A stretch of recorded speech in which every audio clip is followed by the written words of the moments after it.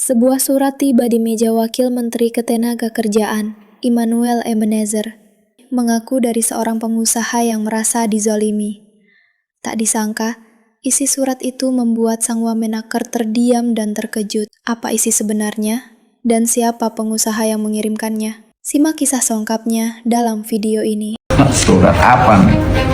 Kepada yang terhormat Wakil Menteri Tenaga Kantor Kementerian Tenaga Kerja, Jalan Gatot Subroto. Betul.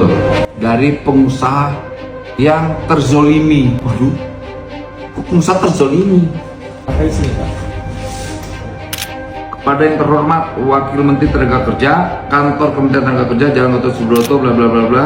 Tembusan Tuhan Yang Maha Esa, Presiden RI, Wakil Presiden RI, atasan saudara, atasan saya, Komisi 9 DPR RI, Komisi 6 DPR RI, bawahan saudara di seluruh provinsi Indonesia, lampiran ijazah, gile.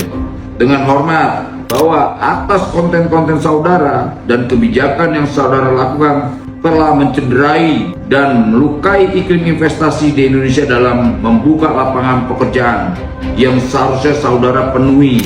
Kaget juga kita kok begini nih tulisannya. Kita semua tahu bagaimana karakter sebagian besar SDM Indonesia. Apakah memiliki loyalitas dan dedikasi tinggi atau ini kok jadi lama-lama ini nih orang ini merendahkan. Saudara justru berkali-kali abuse of power. Wah, penyimpangan kekuasaan seolah-olah menjadi pihak pemerintah satu-satunya. Iya, kita ini negara, mewakili negara. Jadi ini surat ini aneh nih. Pemerintah bukan hanya diri seorang saudara saja, tetapi ada pihak-pihak lain yang memiliki kebijakan dan memberi keputusan yang lebih baik. Win-win solution, ya nggak masalah. Kita cuma ingin membina. Ini kenapa orang ini jadi nyolot-nyolot nih suratnya nih.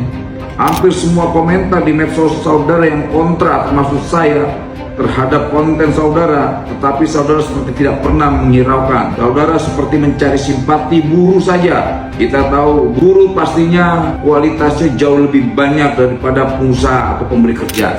Ini apa? Maksudnya ngoceh-ngoceh, ngomel-ngomel. Tetapi tidakkah saudara tahu apa akibat dari konten saudara? Pengusaha akan takut dan malas membuka usaha. Gak ada kaitannya pengusaha dengan ijazah. Membuka lapangan pekerjaan akibat Kementerian Tenaga Kerja tidak dapat memberikan solusi. SDM Indonesia tidak akan mendapatkan pekerjaan dan training atau ilmu dari pengusaha. Dan ini justru memperburuk citra pemerintah terhadap pengusaha lokal maupun pengusaha asing. Saudara juga disindir di medsos perihal pasal 62 Undang-Undang Nomor 13 tentang Ketenagakerjaan. Pihak yang mengakhiri perjanjian kerja sebelum berakhirnya jangka waktu perjanjian wajib membayar ganti rugi kepada pihak lain sebesar upah atau gaji kerja dan sebagainya. Tapi sampai sekarang Kepala Dinas Provinsi setempat, saya maupun pihak saudara yang mengeluarkan undang-undang tersebut tidak berkenan mengganti kerugian di berita. Ini orang awur nih. Untuk itu, dalam surat ini kami menitipkan ijazah atau dokumen para karyawan zolim dan penipu. Apaan nih maksudnya? Jadi lucu ini, ada pengusaha yang dizolimin kayak nih. Jadi dia bilang ya dia pengusaha yang dizolimin. Dia mulangin ijazah, saya hanya terheran-heran aja. Dia sampaikan ke Komisi 9, Komisi 6, ke Presiden, ke Tuhan Yang Maha Esa, ke atasan saya, ke bawahan saya, cuman bicara tentang konten-konten saya telah menjolimin dia. Saya nggak ngerti nih, perasaan saya tidak pernah menzolimi perusahaan atau pengusaha. Yang saya lakukan adalah pembinaan, penertiban agar para pengusaha ini tertib, patuh terhadap Undang-Undang Ketenagakerjaan, terhadap surat edaran yang sudah kita berikan. Nah ini udah ada perlawanan nih.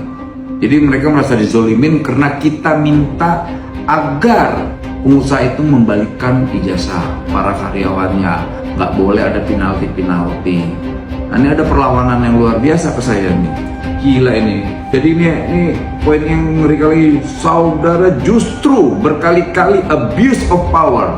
Kalau saya melakukan penyimpangan terhadap kekuasaan, dia bisa laporkan ke kepolisian. dia bisa laporkan ke presiden, dia bisa laporkan ke pihak-pihak yang benar-benar bisa melakukan tindakan, khususnya penegak hukum. Karena saya juga tidak mau berdiri di atas hukum, tidak. Karena kita harus ada penegakan hukum. Penegakan hukum itu penting. Jadi ya, saya dibilang abuse of power lah.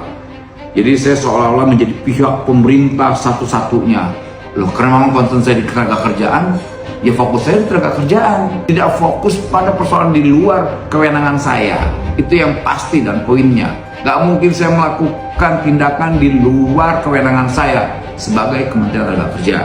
Jadi ya, ini menurut saya lucu lah. Marah atas konten-konten saya. Loh, kok marah atas konten-konten saya? Kan tidak ada. Banyak perusahaan-perusahaan yang mengembalikan dengan ikhlas, senyum, enak, damai, tanpa harus terbebani.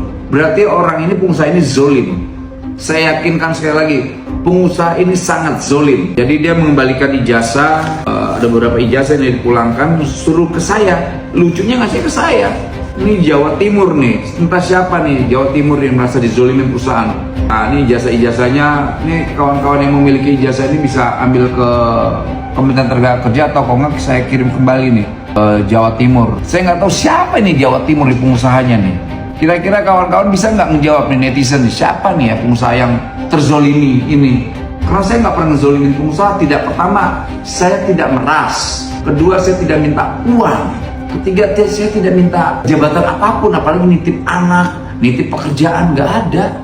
Jadi kalau ada pengusaha merasa dizolimin baru ini, gara-gara ijazah minta dipulangin terzolimin. Gila, ini silakan deh komen deh kawan-kawan. Jadi kita lihat pengusaha Jawa Timur yang merasa dizolimin, tinggal kita tracking nanti habis ini. Saya akan tracking siapa pengusaha yang dizolimin. Kalau merasa dizolimin laporin ke aparat penegak hukum. Gak susah kok. Ini negara hukum, bukan negara jagoan-jagoanan. Oke, terima kasih.